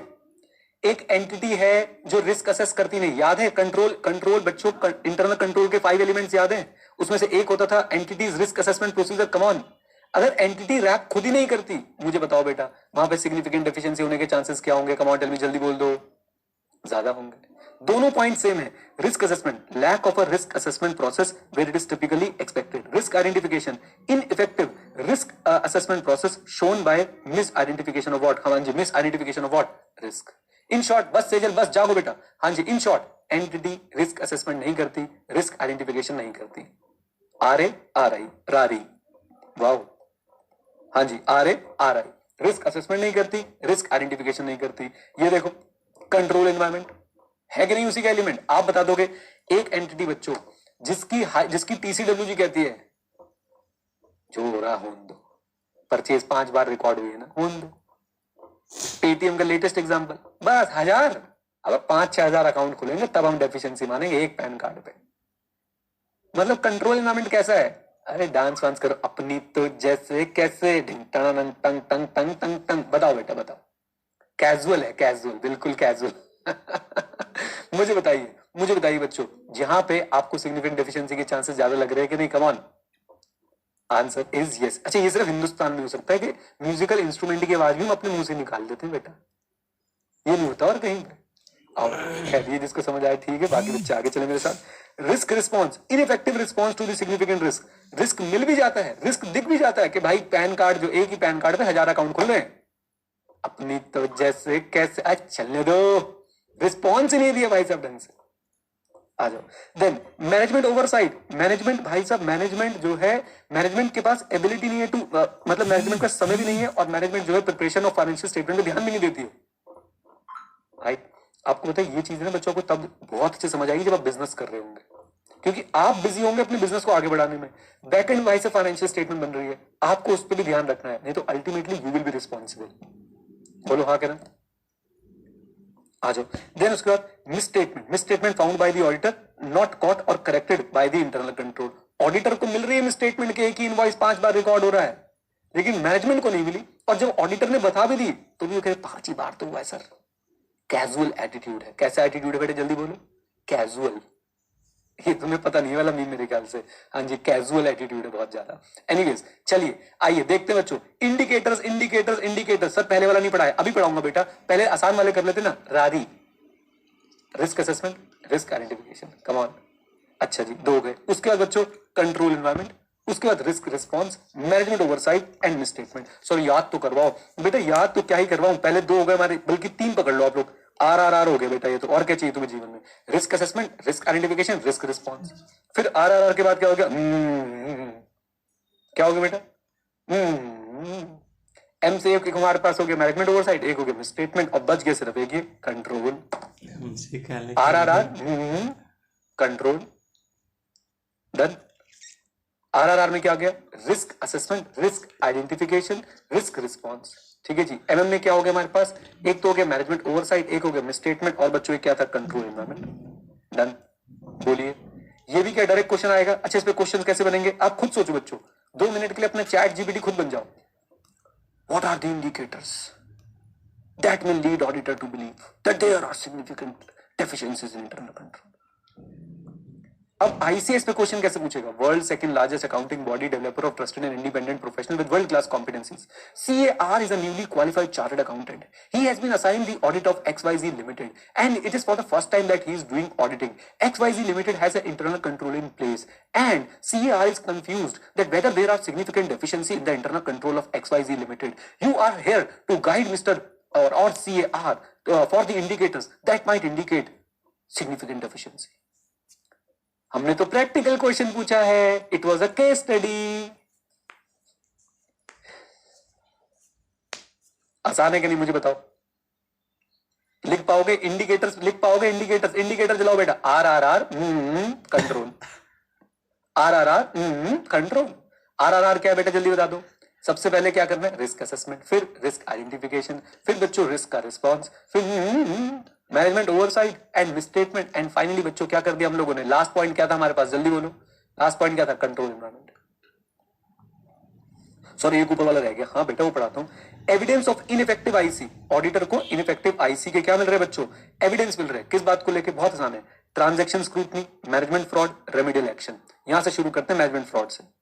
भाई साहब ऑडिटर को दिख गया रक्षक खुद ही भक्षक बना हुआ। याद है आईसी की inherent limitation, abuse of authority by management। तो रक्षक खुद ही भक्षक बना हुआ है। occurrence of management fraud not prevented by IC, इसका मतलब भाई साहब significant deficiency. Remedial action, management को पता है गड़बड़ चल रही है, लेकिन मैनेजमेंट कभी क्या नहीं करती है? मैनेजमेंट को मैंने बताई थी सिग्निफिकेंट डेफिशिएंसी है, मैनेजमेंट उसे करेक्ट ही नहीं कर रही है। और साथ साथ में transaction scrutiny, lack of governance, oversight on significant management involve transaction. जहां मैनेजमेंट इन्वॉल्व हो जाती है वहां इंटरनल कंट्रोल आंखें बंद कर लेता है। बोलो हाँ के ना? राइट। तो ये है बच्चों हमारे कुछ इंडिकेटर्स। मुझे बताओ बेटा, मेरा यहाँ पे एक टास्क है समझाना, एक टास्क है आपको साथ साथ कॉन्फिडेंस दिलाना कि आप याद करके नहीं लिख के आ सकते हो, otherwise it's of no use. हम जितनी बातें कर रहे हैं यहाँ पे, अगर आप लिख के नहीं आओगे एग्जाम में, ये कोई क्लास काम की नहीं है। लिख पाओगे मुझे बताओ हाँ के ना? पक्का? सेजल अभी दिखाता हूं बेटा, पहले बताओ लिख पाओगे? जल्दी बोल दो हाँ के ना? यस सर बिल्कुल लिख पाएंगे। आ जाओ जी आ जाओ, मैं आपको दिखाने की कोशिश करता हूं बच्चों। एक बार आपकी बुक से भी ओवरव्यू ले लेते हैं। हमने ऑडिटर की रिस्पॉन्सिबिलिटी पढ़ ली है, हमने डेफिशिएंसी पढ़ ली है, सिग्निफिकेंट डेफिशिएंसी पढ़ ली है, मैटर्स भी तो पढ़ ली बच्चों हमने। मैटर्स अभी पढ़ के आए थे ना। Matters, deficiency material misstatement significant, deficiency fraud significant. Come on, yes और नो? आ जाओ जी। देन इसके बाद बच्चों ये रहे example of indicator of significant deficiency in internal control. इस वर्ड पे फोकस रखें। ये इंडिकेटर की बात करता है, वो स्पेसिफिक मैटर की बात करता है, ये ब्रॉड बात कर रहा है कि भाई साहब माहौल कैसा है एंटिटी का, उसके बेसिस पे आप बता सकते हो कि सिग्निफिकेंट डेफिशिएंसी है कि नहीं। वहां पे वो आपको बच्चों स्पेसिफिक मैटर्स की बात कर रहा है कि भाई अगर आपकी मिसस्टेटमेंट से क्या हो रही है, अगर आपकी डेफिशिएंसी से मटेरियल मिसस्टेटमेंट हो रही है तो वो क्या हो जाएगा? एक सिग्निफिकेंट डेफिशिएंसी बन जाएगी। डन। सेजल मिल गया टॉपिक? अच्छा पहले, अच्छा हाँ, ये वाला फर्स्ट वाला पॉइंट शायद आपको नहीं मिला होगा बच्चों। ये मैंने आईसीए की बुक में देखा, उन्होंने एक पॉइंट एक्स्ट्रा डाला हुआ था तो मैंने अपने चार्ट में डाल दिया। डन। टेंशन मत लिया करो तुम। चलिए आइए जी, चले नेक्स्ट टॉपिक पे। यस सर, बस अब तो बेटा खत्म, अब तो ऐसे खत्म होने वाला है। पिछली बार तक बच्चों ये स्टैंडर्ड आपके लिए कोर्स में सिर्फ छोटा सा था, 2 लाइन के बारे में इस बारे में लिखा हुआ था। इस बार फुल फ्लेज स्टैंडर्ड आपके पास पूछा गया है। मैं आपको साथ साथ ये भी ट्रेन कर रहा हूं। देखो क्वेश्चंस क्या आएंगे आपसे बच्चों, करेक्ट इनकरेक्ट पे ये क्वेश्चंस पूछे जाएंगे। कि सिग्निफिकेंट डेफिशिएंसी की डेफिनेशन में आपको पूछा जाएगा कि भाई ये बताओ कि सिर्फ एक्चुअल मिसस्टेटमेंट पे सिग्निफिकेंट डेफिशिएंसी होती है, पोटेंशियल पे भी हो जाती है? आपको पता है पोटेंशियल पे भी हो सकती है, राइट। दूसरी बात याद रखिए बच्चों, मैटर्स पूछे जाएंगे आपसे। तीसरी बात याद रखिए, इंडिकेटर्स पूछे जाएंगे आपसे कि इंडिकेटर्स ब्रॉड व्यू दे रहे हैं, मैटर्स बच्चों स्पेसिफिक बात कर रहे हैं। आ जाओ। इसके बाद बच्चों आपको मैं बता दूं, नेक्स्ट हमारे पास क्या आएगा? Identification of deficiencies in IC. ध्यान से सुनिएगा बच्चों इस टॉपिक को। आ जाओ जरा मेरे साथ, जल्दी से करते हैं इस टॉपिक को कवर। लो भाई लो, तो आइडेंटिफिकेशन ऑफ डेफिशिएंसी में बहुत ही आसान टॉपिक है। इसमें पता क्या है, मेरे साथ बोलो, मेरे साथ बोलना बच्चों, घर पे बैठे बैठे, कोई डेफिशिएंसी मिली क्या? बोलो बेटा, कोई डेफिशिएंसी मिली क्या? मिली थी वो सिग्निफिकेंट थी क्या? कम ऑन, मिली थी तो वो सिग्निफिकेंट थी क्या? अब सिग्निफिकेंट कब होती है? वो मैटर्स और इंडिकेटर्स ध्यान में रखो बच्चों। कम ऑन, मैटर्स और इंडिकेटर्स ध्यान में है कि नहीं? यस सर, बिल्कुल ध्यान में है। मैटर्स कौन से वाले थे? जैसे वो मल्टीपल स्टेटमेंट हो सकता है कि नहीं, फ्रॉड हो सकता है कि नहीं। इंडिकेटर्स कौन कौन से वाले थे बच्चों? इंडिकेटर्स याद आ रहे हैं आप लोगों को? R R R, come on, R R R, and last में क्या था हमारे पास? Control environment. याद आ रही बात है? कम ऑन टेल मी, जल्दी बोल दो। और ऊपर जाके हमने देख लिया था एक टॉपिक और था छोटा सा, कि भाई जब मैनेजमेंट की बातों को, मैनेजमेंट की ट्रांजैक्शंस पे इंटरनल कंट्रोल काम ना करे। अब यहां पे देखो इस टॉपिक में क्या है, ऑडिटर को डिटरमाइन करना है कि भाई साहब ऑडिट जो उसने किया है उसके बेसिस पे ऑडिटर को क्या डेफिशिएंसीज कोई मिली, अगर डेफिशिएंसीज मिली थी तो ऑडिटर को डिटरमाइन करना है कि भाई वो डेफिशिएंसी जो मिली थी क्या वो सिग्निफिकेंट डेफिशिएंसी है। 2 लाइनें बोलो, डेफिशिएंसी मिली क्या? जो डेफिशिएंसी मिली वो सिग्निफिकेंट डेफिशिएंसी है क्या? ड्यूरिंग द ऑडिट क्या ऑडिटर को डेफिशिएंसी मिली, और अगर डेफिशिएंसी मिली तो क्या वो सिग्निफिकेंट डेफिशिएंसी थी? बस इतनी बातें जो है आपको पढ़नी है इस टॉपिक से। I don't expect any question. Procedural topic है, कनेक्टिंग टॉपिक है, सिर्फ इतना बोल रहे हैं। ऑडिटर को देखना है क्या उसे कोई डेफिशिएंसीज मिली, डेफिशिएंसी मिल गई तो ऑडिटर को देखना है क्या वो डेफिशिएंसी सिग्निफिकेंट थी क्या। डन। आ जाओ जी, लास्ट टॉपिक बच्चों स्टैंडर्ड का, जो कि सबसे इंपॉर्टेंट है as far as the concept is concern, communication of significant deficiencies in IC. याद कीजिए हमारी रिस्पॉन्सिबिलिटी क्या थी? We need to communicate significant deficiencies in IC to those charged with governance and management. ऐसे का नाम क्या था? 265, communicating the deficiencies in internal control to those charged with governance and management. तो देखिए सबसे पहली बात बच्चों, कैसे कम्युनिकेट करेगा? कैजुअल तरीके से ओरली कम्युनिकेट करेगा या बेटा राइटिंग में कम्युनिकेट करेगा? राइटिंग में कम्युनिकेट करेगा ऑन अ टाइमली बेसिस। अभी टाइमली बेसिस क्या है? ऐसा ना हो ऑडिट खत्म हो गया, 2-3 साल निकल गए, TCWG आपको मैकडॉनल्ड्स में मिला, अरे आपके इंटरनल कंट्रोल में ना वो भाई साहब ये लोग ना गुड्स रिसीव नोट जनरेट नहीं करते, मैं बताना भूल गया। नहीं भाई, तो राइटिंग में और टाइमली बेसिस पे मेरे साथ, कम ऑन, क्या क्या जल्दी बताओ। राइटिंग में और टाइमली बेसिस पे किसको कम्युनिकेट करनी है? TCWG को। सर मैनेजमेंट को भी कम्युनिकेट करेंगे क्या? हाँ बेटा, इधर देखो, तो appropriate level of responsibility. For example अगर बच्चों परचेज से रिलेटेड कोई आपकी सिग्निफिकेंट डेफिशिएंसी थी तो आपको देखना पड़ेगा कि भाई परचेज हेड को कम्युनिकेट करनी है या सीधा भाई साहब जो फाइनेंस मैनेज कर रहा है उसको कम्युनिकेट करनी है। एप्रोप्रिएट लेवल ऑफ रिस्पॉन्सिबिलिटी जिस मैनेजमेंट के पर्सनल के पास हो उसको कम्युनिकेट करेंगे टाइमली बेसिस पे, राइटिंग पे। Is that clear? याद रखें बच्चों, TCWG के पास जाने से पहले हम लोग किसके पास जाएंगे भाई? मैनेजमेंट को बताएंगे कि मैनेजमेंट हमें सिग्निफिकेंट डेफिशिएंसी मिली है आईसी में और हम सोच रहे हैं TCWG को बताएं, तो मैनेजमेंट को भी हमें बताना पड़ेगा क्या? यस। लेकिन याद रखो बच्चों, अगर मैनेजमेंट खुद ही इन्वॉल्व है उसमें तो नहीं बताएंगे। देखिए, unless it would be inappropriate to communicate directly to management in the circumstances. इसका मतलब मैनेजमेंट फ्रॉड कर रही थी तो मैनेजमेंट को जाकर थोड़ी बताओगे तुम फ्रॉड कर रहे थे, हमें पता चल गया, TCWG को बताने जा रहे हैं। बेटा गाड़ी के चारों टायर पंचर मिलेंगे तुम्हारे। बात समझ आती है? बोलो हाँ के ना। तो याद रखें, हमने सिग्निफिकेंट डेफिशिएंसी कम्युनिकेट करनी है TCWG को in writing, okay, timely manner में।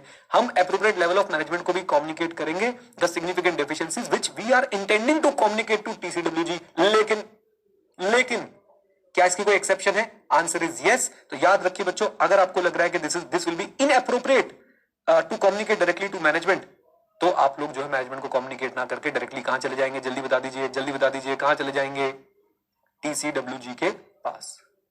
मैनेजमेंट को तो बच्चों हम लोग सिग्निफिकेंट डेफिशिएंसी बताएंगे और अदर डेफिशिएंसी भी बताएंगे। सर ये अदर डेफिशिएंसीज क्या होती है? इधर देखना, जो सिग्निफिकेंट नहीं होती। अच्छा, अदर डेफिशिएंसीज बच्चों ध्यान से, other deficiency that have not been communicated to management by other party. इसका एक एग्जांपल देता हूं, इधर देखो, आप एक कंपनी का ऑडिट कर रहे हो, वो कंपनी बच्चों हाईटेक क्लाउड सर्विसेज यूज करती है। क्लाउड सर्विसेज आप लोग समझते हैं, उसका सारा डेटाबेस जो है क्लाउड के अंदर है, और बच्चों उस क्लाउड सर्विस में अनऑथराइज्ड एक्सेस का रिस्क है। वो सॉरी, अनऑथराइज्ड एक्सेस क्या होता है? यानी कोई भी ऐरा गैरा नत्थु खैरा थोड़ी सी कंप्यूटर की नॉलेज रखता है तो भाई साहब वो आपकी कंपनी का सारा डेटा एक्सेस कर सकता है।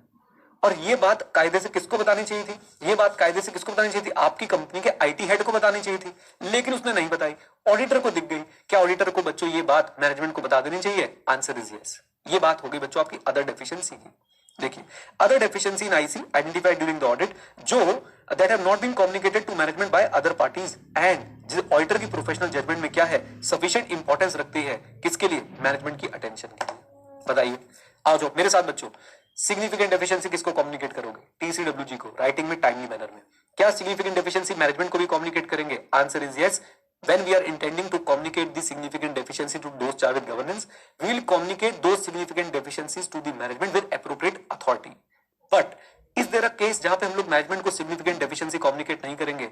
Answer is yes. There may be certain circumstances in which it will be inappropriate to communicate significant deficiencies to the management. Example: management itself is involved in that particular fraud or in that particular case जिससे हमारी significant deficiency relate करती है। Clear? बोलिए। Management को हम लोग other deficiencies भी communicate करेंगे जो मैनेजमेंट को किसी और ने अभी तक कम्युनिकेट नहीं करी है, बट ऑडिटर की प्रोफेशनल जजमेंट में they are important enough to get the attention of the come on tell me management. Example दे दिया मैंने आप लोगों को, आप क्लाउड सर्विस यूज करते हो, क्लाउड में अनऑथराइज एक्सेस का रिस्क है, तो भाई साहब मैनेजमेंट को आईटी हेड को मैनेजमेंट को इन्फॉर्म करना चाहिए था, अभी तक नहीं करा है। ऑडिटर को लगता है भाई मैनेजमेंट के लिए जरूरी है, मैं कम्युनिकेट कर दूंगा। Easy easy easy. अब आता है बच्चों सबसे इंपॉर्टेंट पार्ट। देखो, हम अपने रिटर्न कम्युनिकेशन में जब हम सिग्निफिकेंट डेफिशिएंसी कम्युनिकेट करें, राइटिंग में करेंगे, हम क्या क्या चीजें इंक्लूड करेंगे? ये बनेगा बच्चों डिस्क्रिप्टिव क्वेश्चन। यहां पे ये बनेगा प्योर डिस्क्रिप्टिव क्वेश्चन जहां पे बच्चे आपको घायल दिखाई देंगे। क्या कि भाई साहब ऑडिटर को अपने return communication of significant deficiency के अंदर क्या क्या इंक्लूड करना है। Number 1, description of deficiency and explanation of their potential impact. Deficiency क्या है, इससे क्या हो सकता है, डेफिशिएंसी क्या है और इससे क्या हो सकता है। डेफिशिएंसी है कि साहब आप जीआरएन इशू नहीं करते हो। डेफिशिएंसी है कि एक ही इनवॉइस 5 बार रिकॉर्ड हो सकता है, चाहे परचेज हो चाहे सेल हो। Hello hello hello hello hello.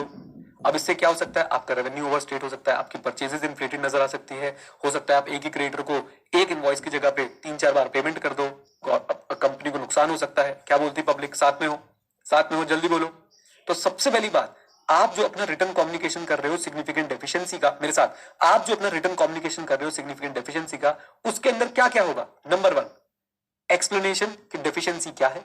Number 2, इस डेफिशिएंसी से इफेक्ट क्या हो सकता है। साथ में हो, डेफिशिएंसी क्या है और इफेक्ट क्या हो सकता है। जो बच्चे हिंदी में लिखना चाहते हैं ना, अपने नोट्स पे लिख लो डेफिशिएंसी क्या है और उसका इफेक्ट क्या हो सकता है। डन, ताकि आप लोग भूले ना, ऑल मैं रिवीजन वीडियो में भी बोल दूंगा। देन सबसे इंपॉर्टेंट पार्ट बच्चों, देखो मैं धीरे धीरे आपसे क्या बोलने की कोशिश कर रहा हूं, ये आएगा आपके एग्जाम में कि ऑडिटर को क्या कम्युनिकेट करना है अपने return communication of significant deficiency में। डेफिशिएंसी क्या है, उसका इफेक्ट क्या हो सकता है, और साथ साथ में sufficient information to enable TCWG management to understand the context of the communication. Very important बच्चों। इसमें पता है क्या होगा, मैं पहले ही आपको बता दूं, एवरीवन, मुझे टीसीडब्ल्यूजी और मैनेजमेंट को कॉन्टेक्स्ट ऑफ कम्युनिकेशन समझाना है। सर ये कॉन्टेक्स्ट क्या होता है? अरे भाई, मुझे उनको यह समझाना है, ध्यान से सुनिएगा, मुझे उनको यह समझाना है कि मेरा काम आईसी पे ओपिनियन देना नहीं था। मेरा काम तो ओपिनियन देना था किसके ऊपर? फाइनेंशियल स्टेटमेंट के ऊपर। ये वो डेफिशिएंसीज हैं जो मुझे डैश करते हुए मिल गई, ऑडिट करते हुए मिल गई। मेरा इन डेफिशिएंसीज पे कोई इंडिविजुअल ओपिनियन नहीं है। देखो, अगर किसी का कॉन्सेप्ट स्ट्रांग है तो बेटा उसे सब कुछ समझ आ गया होगा सुनते ही। कम ऑन एवरीवन, ये है सबसे इंपॉर्टेंट पार्ट। आपने कॉन्टेक्स्ट भी बताना है कि मेरे कम्युनिकेशन का कॉन्टेक्स्ट क्या है, क्योंकि बच्चों लेमैन एक आदमी ये समझ सकता है कि अच्छा आईसी की डेफिशिएंसी बता रहा है, मतलब इसने आईसी को भी डिटेल में क्या किया होगा, चेक किया होगा, जबकि हम आईसी को डिटेल में चेक नहीं कर रहे हैं। और वैसे भी बच्चों, अगर हमने आईसी की डेफिशिएंसी बताई है तो हमने कौन से वाले आईसी की डेफिशिएंसी बताई होगी, कौन से वाले आईसी की? वेरी गुड हिमांशु, बहुत बढ़िया। राधिका, शाबाश, 2 सही जवाब आए मेरे पास। अब और जवाब सही आने लग गए। अनुभूति ने सही बताया है, उत्कर्ष ने सही बताया है, वेरी गुड। हमने सिर्फ उन आईसी की डेफिशिएंसीज को पॉइंट आउट किया होगा जो डायरेक्टली इंपैक्ट करते हैं फाइनेंशियल स्टेटमेंट को। बिकॉज बचपन से बच्चों हम लोग पढ़ते हुए आ रहे हैं, auditor is concern only with the internal control which is having an impact on the financial reporting matters. याद है, हाइजीन से रिलेटेड आईसी है, एम्प्लॉय सेटिस्फेक्शन से रिलेटेड आईसी है, कस्टमर सेटिस्फेक्शन से रिलेटेड आईसी। अजी हमें उससे कुछ नहीं लेना देना। हेलो, अभी बच्चों ने पढ़ा नहीं है, बट मैं बहुत अच्छा फील कर रहा हूं आपकी चैट पढ़ के, आपके रिएक्शंस देख के, कि आपको कॉन्टेक्स्ट पहले से पता है। हम लोग कम्युनिकेट करने वाले डेफिशिएंसी, उसका कॉन्टेक्स्ट हम लोग कम्युनिकेट कर रहे हैं, और कॉन्टेक्स्ट हमें क्लियर है। हमने भाई साहब आईसी पे ओपिनियन नहीं दिया। डन, हमने आईसी पे ओपिनियन नहीं दिया। ये हम दो ओपिनियन किस पे देने आए थे? फाइनेंशियल स्टेटमेंट पे। ये वो डेफिशिएंसीज हैं जो क्या करते समय मिल गई? ऑडिट करते समय मिल गई। और हमने सिर्फ कौन सा आईसी कंसीडर किया था ऑडिट के अंदर? फाइनेंशियल स्टेटमेंट वाला। अच्छा, अब कोई बाई चांस आपसे पूछ ले भाई आईसी कंसीडर क्यों करते हो ऑडिट करते समय? और जी क्यों नहीं करेंगे? क्योंकि बेटा आईसी से हमें रोबम पता चलेगा, आईसी से हमें nature, extent and timing of further audit procedure determine करने में तो इंपैक्ट पता चलेगा। कम ऑन, यस और नो? बोल दो हाँ के ना। तैयार हो आप लोग बच्चों? तैयार हो? इस टॉपिक को पढ़िए और एंजॉय कीजिए। लो जी लो, कॉन्टेक्स्ट समझा रहा हूं। द पर्पस ऑफ ऑडिट, सबसे पहला कॉन्टेक्स्ट क्या है? पर्पस ऑफ ऑडिट क्या था? Express an opinion on the financial statement. Is that clear? बोलो हाँ के ना। दूसरी बात, तनीश अभी जवाब दूंगा आपकी बात का। दूसरी बात, audit included consideration of IC which is relevant for preparation of financial statement, ताकि हम लोग क्या डिजाइन कर पाए? Audit procedure that are appropriate in the circumstances but not for the purpose of expressing an opinion on the effectiveness of IC. साथ में हो? साथ में हो कि भाई साहब हमने ऑडिट में आईसी को कंसिडर किया है, लेकिन कौन से आईसी को? विच is relevant for preparation of financial statement. और किस लिए कंसिडर किया है? ताकि हम लोग अपने ऑडिट प्रोसीजर्स डिजाइन कर पाए। इसलिए कंसिडर नहीं किया है कि हम लोग ओपिनियन दे पाए आईसी पे। कॉन्फिडेंस आ रहा है कि नहीं आ रहा है बच्चों? टॉपिक पे जल्दी बताओ मुझे। क्लैरिटी है बिल्कुल? चलो जी आ जाओ। लास्ट पॉइंट, लास्ट पॉइंट, इधर देखो, इधर देखो, बिल्कुल ultra clear. The matters being reported here are limited to those deficiency जो ऑडिटर को मिल गई ड्यूरिंग द ऑडिट, जो ऑडिटर को मिल गई ड्यूरिंग द ऑडिट। यानी क्या हम इंटरनल कंट्रोल पे अलग से इन्वेस्टिगेशन करने गए थे, अलग से काम करने गए थे? कमान, आंसर इज नो। इधर देखो, तो ये वो मैटर है जो, ये वो मैटर मैं रिपोर्ट कर रहा हूं जो लिमिटेड है टू दोज डेफिशिएंसीज जो ऑडिट के दौरान मैंने आइडेंटिफाई कर ली एंड ऑडिटर को लगता था कि they are of sufficient importance to merit being reported to TCWG. Easy, बोलिए। मजा आया बच्चों कॉन्टेक्स्ट पढ़ के? आपको समझ आ रहा है टॉपिक इतना इंपॉर्टेंट क्यों? यही पूछेंगे आपसे। अगर डिस्क्रिप्टिव क्वेश्चन में बनाऊं बच्चों इस स्टैंडर्ड पे, तो मैं सबसे पहले ये बताऊंगा, explain the context of the communication of significant deficiencies in IC bye the auditor. Hello, और कॉन्टेक्स्ट क्या है? कॉन्टेक्स्ट क्या है? सबसे पहले मैं क्या बताऊंगा भैया? Purpose of audit.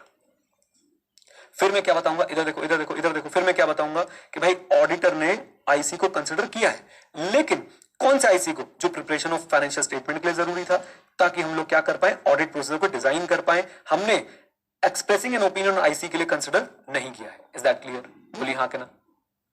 And last but not the least, मैं बताऊंगा भाई जो मैटर्स मैंने बताए हैं ये लिमिटेड है उन डेफिशिएंसीज पे जो मैंने आइडेंटिफाई कर ली ड्यूरिंग द ऑडिट और मुझे लगता था कि सफिशिएंट इंपॉर्टेंस रखती है किसके लिए? To merit, to attract the attention of TCWG and management. Done? बोलिए हाँ के ना। क्लियर है बच्चों?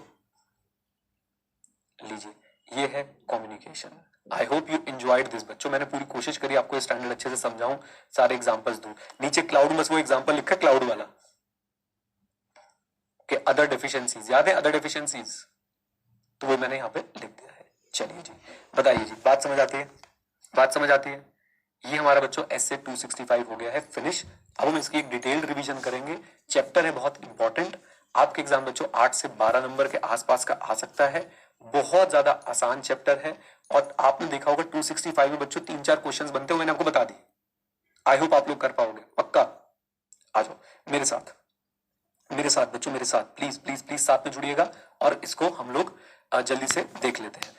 ये लीजिए, जाते जाते बच्चों 1-2 क्वेश्चंस भी मैं आपको रिव्यू कराने की कोशिश करता हूं। जैसे कि क्वेश्चन नंबर 28 आप लोग देख सकते हैं अपने क्वेश्चन बैंक पे। नंबर चेंज हो तो घबराइएगा मत।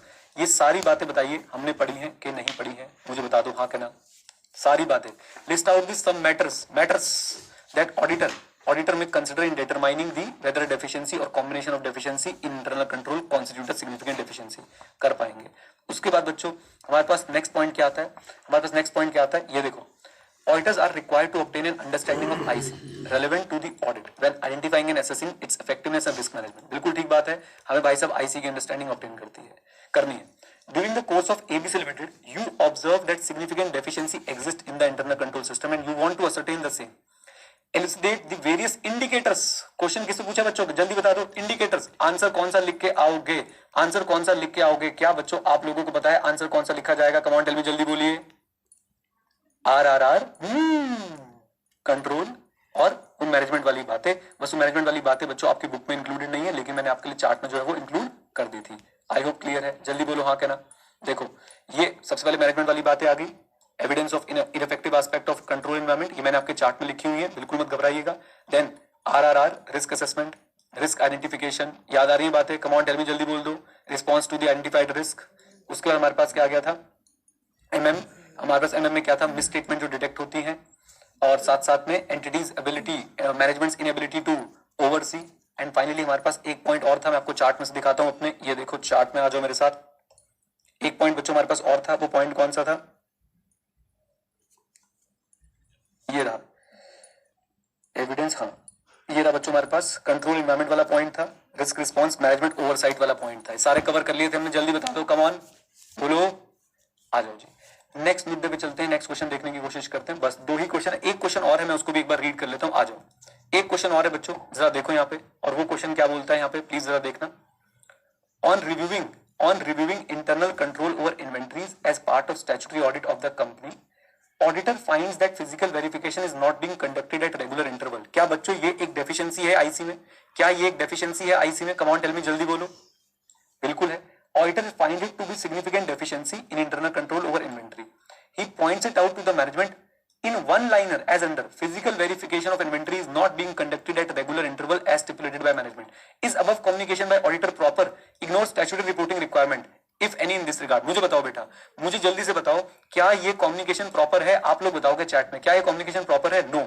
और इन्होंने जो लास्ट लाइन लिखी है ना कि ignore statutory requirement in this regard, पता बहुत चतुर हैं, क्योंकि इंटरनल कंट्रोल को लेकर स्टैट्यूटरी रिक्वायरमेंट्स हैं बच्चों। मैं बताऊं कहां कहां पे, एक तो 143 सबसेक्शन 3 में क्लॉज आई, आईएफसीएफआर याद आ रहा है, और साथ साथ में कारों में। तो ये कह रहे हैं उसको छोड़ दो, सिर्फ 265 के कॉन्टेक्स्ट में बताओ क्या ये कम्युनिकेशन प्रॉपर है? नहीं। क्यों बेटा, हमें कम्युनिकेशन में क्या क्या बताना पड़ता है, डेफिशिएंसी क्या थी, उसका इफेक्ट क्या आ सकता है। आ जाओ इसका आंसर पढ़ेंगे, बढ़िया क्वेश्चन लग रहा है, मेरे साथ साथ जरा जुड़ना बच्चों। लो जी लो। While pointing out deficiency in internal control, auditor has not only to communicate significant deficiency, giving their description, but also, हाँ जी, but also explain the potential effect and sufficient information to those charged with governance to understand the context of the communication. पहले बताइए ये बात समझ में आती है, ये बात समझ आती है, बोलिए।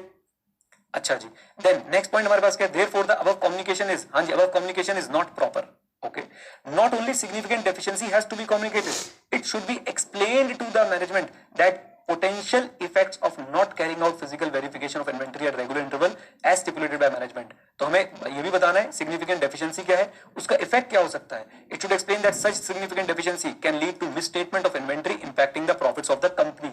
ये लाइन आप बोलो सर आपकी बुक में नहीं थी, तो बेटा किसी की बुक में नहीं मिलेगी, ये आपको देखना पड़ेगा, समझना पड़ेगा according to the requirement of the question. Clear है? Highlighting importance of such a control, it should be stated that responsibility to be fixed for concerned person for adhering to such important control. ये है ACCA level question, जहां पे आपको deficiency ढूंढने को बोला गया है, और साथ साथ में डेफिशिएंसी पे आप लोगों को ये भी बताया जा रहा है कि उस डेफिशिएंसी को सुधारे कैसे। याद रखिएगा बच्चों, ये भी चीज ऐड कर लीजिए। देखिए क्वेश्चन देखने का फायदा यही है, आपको डेफिशिएंसी बतानी है, आपको एक्सप्लेन करना है कि डेफिशिएंसी का इंपैक्ट क्या हो सकता है, और आपको यह भी बताना है कि वो डेफिशिएंसी को आप लोग सुधारेंगे कैसे। क्योंकि याद रखिए हमने शुरू से पढ़ा था, क्या ऑडिटर बच्चों बता सकता है कि डेफिशिएंसीज को आप लोग जो है वो सुधार कैसे सकते हैं, सजेशन दे सकता है वीकनेस को इंप्रूव करने के लिए। Answer is yes. डन। तो बिल्कुल बढ़िया क्वेश्चन बच्चों मेरे हिसाब से। आई होप आप अब इस क्वेश्चन को ऐसे ही याद करके आएंगे। बाकी दोनों क्वेश्चन में कोई दम नहीं है। बाकी जो दो क्वेश्चन दे रखे हैं, एक बच्चों आपसे पूछ लिया किसके ऊपर, अब मैटर्स के ऊपर। मैटर्स आई होप आप लोगों को याद है। आइए आप लोगों को चार्ट में दिखा देता हूं मैटर्स क्या थे हमारे पास। ये वाले मैटर्स थे बच्चों, ये वाले मैटर्स थे। अगर डेफिशिएंसी से मिसस्टेटमेंट हो सकती है, सिग्निफिकेंट है। फ्रॉड हो सकता है, सिग्निफिकेंट है। एस्टिमेट में कॉम्प्लेक्सिटी आती है, सिग्निफिकेंट है। लार्ज अमाउंट इन्वॉल्व है फाइनेंशियल स्टेटमेंट का, सिग्निफिकेंट है। ह्यूज वॉल्यूम इन्वॉल्व है, सिग्निफिकेंट है। अच्छा जी। कॉज और फ्रीक्वेंसी के हिसाब से भी सिग्निफिकेंट हो सकती है। आपस में कैसे इंटरेक्ट करती है उससे भी सिग्निफिकेंट हो सकती है। और फाइनेंशियल रिपोर्टिंग के लिए कितनी इंपॉर्टेंस रखती है उससे भी सिग्निफिकेंट हो सकती है। क्या ये बात समझ आती है आप लोगों को? मुझे प्लीज बताइए जरा, क्या ये बात क्लियर है? Come on. मैटर्स और इंडिकेटर वाले क्वेश्चन में क्या डिफिकल्टी आएगी आपको? बिल्कुल नहीं आएगी। मैटर्स और इंडिकेटर वाले क्वेश्चन बच्चों बिल्कुल डिफिकल्टी नहीं आएगी, वो डायरेक्ट क्वेश्चन है। जो इनका पहला क्वेश्चन था मुझे बहुत अच्छा लगा। आई होप आप लोग अब उसको अच्छे से कर पाएंगे अगर एग्जाम में आ जाएगा। इंपॉर्टेंट मार्क कर लीजिए इस क्वेश्चन को, सुपर डुपर इंपॉर्टेंट मार्क कर लीजिए इस क्वेश्चन को। कर लोगे? जल्दी बोलो। चलिए जी, चैट कहां है आपकी? ये रही चैट। ओके जी। तो हमने बच्चों 3 क्वेश्चन देख लिए, एक हमारा ये मैटर वाला हो गया और एक क्वेश्चन हमारा इंडिकेटर वाला हो गया। इंडिकेटर भी आप लोग मेरे चार्ट्स में से पॉइंट्स उठाएंगे और वो लिख के आ जाएंगे, कोई घबराने की बात नहीं है। डन, पक्का? चलिए ओके, अब हम चलते हैं कहां पे, रिवीजन करने के लिए। आ जाओ।